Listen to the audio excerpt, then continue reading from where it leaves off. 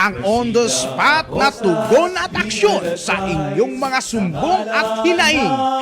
#palatawag. Ayan, sa mga nakaantabay nating live viewers ngayon, handa na po ba kayo? Handa na! Hindi na natin patatagalin pa upang kayo po ay direktang makausap at agad nating maasistihan ang inyong problemang legal. Sa sino mang nais makausap ang ating pulong mananggol pambayan, i-comment nyo po lamang ang inyong pangalan, cellphone number, tahanan o address, problemang legal sa ating comment box. #palatawag na! Makakausap po natin, Chief, ang ating #palatawag number 1 via phone call na si Reynante from Talamban, Cebu City na may dismiss from service. Na-dismiss siya from service. Anong salaysay niya? Ito po ang sabi niya, Dear Chief Acosta, magandang araw po sa inyo. Ako po si Reynante, 55 years old at former employee. Ako po ay isang masusi nyo pong follower sa inyo pong programa.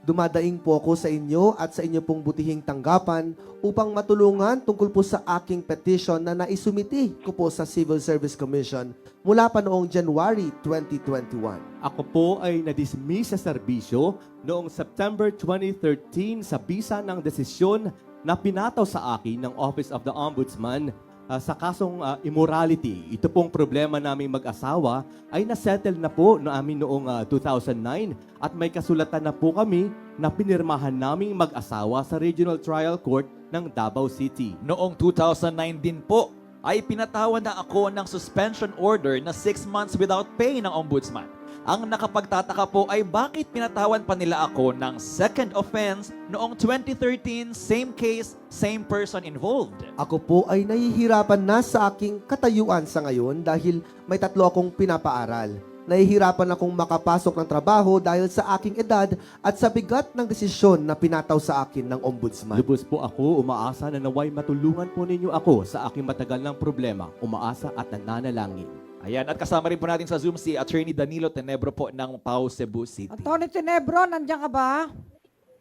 Yes po, Chief. Good Okay, afternoon si po, Chief. Reynante, nandiyan ba sa linya natin? Hello, Sa Sir phone Reynante. call. Sa Hello. phone po. Reynante. Sir Reynante. Hello, good afternoon po, Yes, Chief Reynante, Roy nasa Acosta. Cebu ka ba ngayon? Nasa Cebu ka? Yes. Opo, ma'am, nandito po ako sa nanay ko po. Nakitira na lang po ako dito sa ngayon kasi yung bahay ko po sa Davao City is naibenta ko na po para lang po may taguyod yung mga anak ko na nag-aaral. Ay, saan nag-aaral mga anak mo? Actually, yung mga anak ko po, doon po sa mama na nila doon sa Kidapawan City po, sa North Pero Cotabato. sinusustentuhan mo Dito sila. kami sa Cebu ngayon, nagbakasyon lang po yung mga anak ko dito ngayon. Ay, di maganda naman magkasundo na kayo ng asawa mo. Sino ba complainant mo doon sa ombudsman? Yung asawa mo ba? Yes po, yung misis ko po. Kaso po, may nagkasundo naman po kami nung 2009. May kasulatan na po kami na hindi na siya makikialam sa akin. Yung kasulatan po namin, kasama po doon na pinagbayad niya po ako ng 800,000 para po doon sa 2 naming anak para po makapagtapos ng pag-aaral.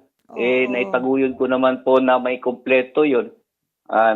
Naibenta ko nga yung kaunting lupa na minanak ko sa nanay ko para lang po mai-deposit ko para sa pag-aaral ng 2 kong anak. Hindi pa ba nag-final yung dismissal mo sa suspension mo ng ombudsman? Hindi pa final? O baka nag-final na yun? Mag-usap kayo ni Atty. Tenebro kung ano pang legal remedy ang pwedeng gawin. Actually, pwedeng ang asawa mo ang magpa-dismiss ng mga sinampa niya eh. Oo, kasi... Ma'am, na-serve na po yung suspension nung 2009, 6 months ang tagal without na pay pala. po. Yung dismissal ngayon lang Ang lumabas. pinagtataka ko po, ma'am, bakit po nung 2013, pinatawan ulit ako ng dismissal na talaga. Teka With muna, all kuya. accessories pa po yung ano po. 2013 yan? Ay ano na ngayon, 2025? Yes, ma'am, kasi nag-apila ako, ma'am. Kaso nag-appeal ako sa Court of Appeals. Meron na. May desisyon na Dahil rin. sa kawalan ng ang desisyon po is late of filing po ako. Na? Kaya tumakbo ako Late sa of filing daw po. late of filing po. Wala ka bang, hindi ka nakapunta sa PAW noon? Oo, hindi nga, ma'am eh. Ah, Teka. tapos Sandali. nakaano pa ako Supreme Court, ma'am. Natalo ka na sa Supreme Court? Opo, nakaano pa rin ako nag-file ako Supreme Court. Yung desisyon naman ng Supreme Court is inadhere lang yung desisyon ng Court of Appeal Wala na, na tapos na. date of filing. So wala na. So yung ginawa ko po, ma'am, sumulat po ako sa Office of the President through Senator Bongo. Oh, Na humihingi po ako pardon. ng pardon. Opo. Nung 2019 po, parang sinabit po yun ng office ni Senator Bongo sa Civil Service Commission. Oh. Tapos nung 2021, nag-comply po ako ng mga requirements na ni-require ng Civil Service. Ipinasa ko po nung January 21, 2021. Kaso po hanggang sa ngayon, pag nagpapalua po ako, yung sinasabi po palagi ng Civil Service is for further evaluation. Teka, sa Ilang Civil taon na po Service yun, yung ma'am? pinalian? Sa inyo, dyan sa lugar nyo, sa region? Sa Cebu? No, ma'am, sa Davao City Davao City po ako City. nag-file, ma'am. Yes, ma'am. Nandun Yes, pa. ma'am. Nandun pa ngayon. Pwede po. Actually, ma'am, nasa central na ngayon, ma'am, Civil Service kasi tinatawag ako ng Civil Service Commission ng Davao City noong June last year, 2024. Oh. Na-interview na po ako doon. So, nasa na po, sinabi naman po ng CSC Region 11 na nasa central office na po. Matanong lang kita, yung asawa mo ba't ikaw, may iba-iba na kayong pamilya? Iba na yung kanya? Yes po, meron Pati na po siya? akong, opo. Pareho lang? Yes, ma'am, yes, ma'am. Oo. Teka, mag-usap kayo ni Atty. Tinebro kasi baka naman pwedeng humanitarian reason na yan sa CSC kasi ang complainant mo dati, yung asawa mo, kinasuhan ka ng immorality. Tapos nagkawindang-windang ang buhay mo. Kaya nga ang payo ko sa mga kalalakihan, huwag niyong awayin ang asawa niyo. Diba? At saka kayong mga babae, huwag niyo ipapakulong o patanggal sa trabaho asawa niyo kasi kawawa rin yung mga anak niyo. Mag-usap na lang kayo kung pareho naman kayo may iba ng minamahal eh. Sige, eto si Atty. Tinebro, napangiti eh.